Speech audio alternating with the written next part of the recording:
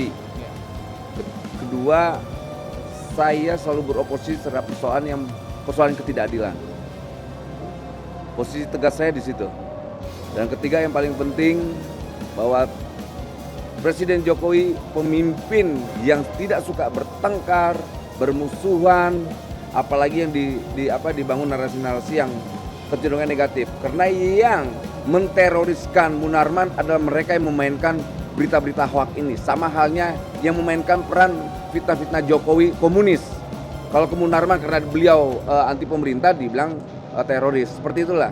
Oke, tapi awal mula pada akhirnya Abang sendiri ditetapkan sebagai saksi yang meringankan ini atas permintaan Abang sendiri ataupun ada permintaan dari kuasa hukum?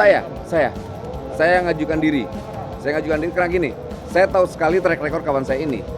Munarman ini kawan saya.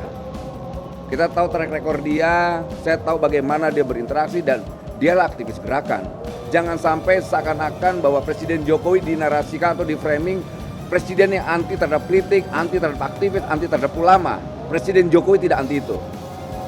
Ini ada para calo-calo di dalam lingkaran kekuasaan dan juga di luar kekuasaan yang memanfaatkan Munarman.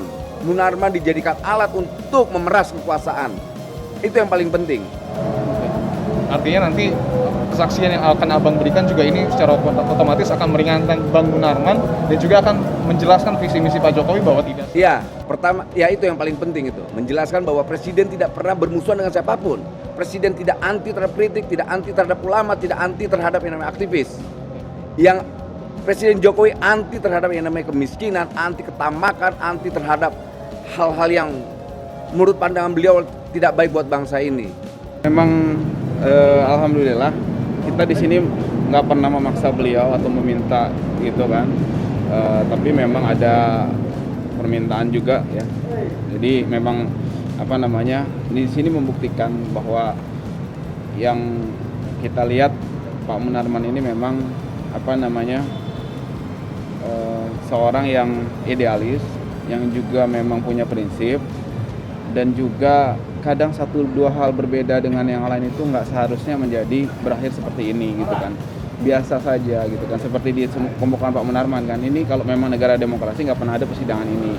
Di sini dibuktikan kita semua di sini, bahkan Pak Munarman pasti berbeda kubu, berbeda pendapat, banyak hal lah dengan dari pihak Joman tadi dengan Bang Noel gitu kan. Tapi di sini kita lihat mereka dia akan memberikan sesuatu penilaian yang tentu saja pastinya insya Allah objektif terkait dengan tuduhan-tuduhan yang tidak benar terhadap Pak Munarman ini. Jadi di sini nanti kita akan gali gitu kan, bagaimana kan pendapat dan juga fakta-fakta Bang Noel katakan terhadap Pak Munarman dan tuduhan bahwa Pak Munarman ini terkait dengan tindak pidana terorisme. Dan juga jangan lupa beliau ini kan bagian dari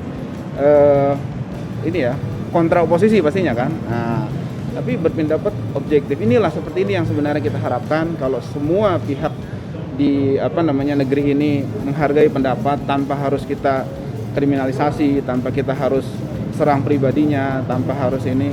Menurut saya kita bisa bangun negaranya dengan sangat baik.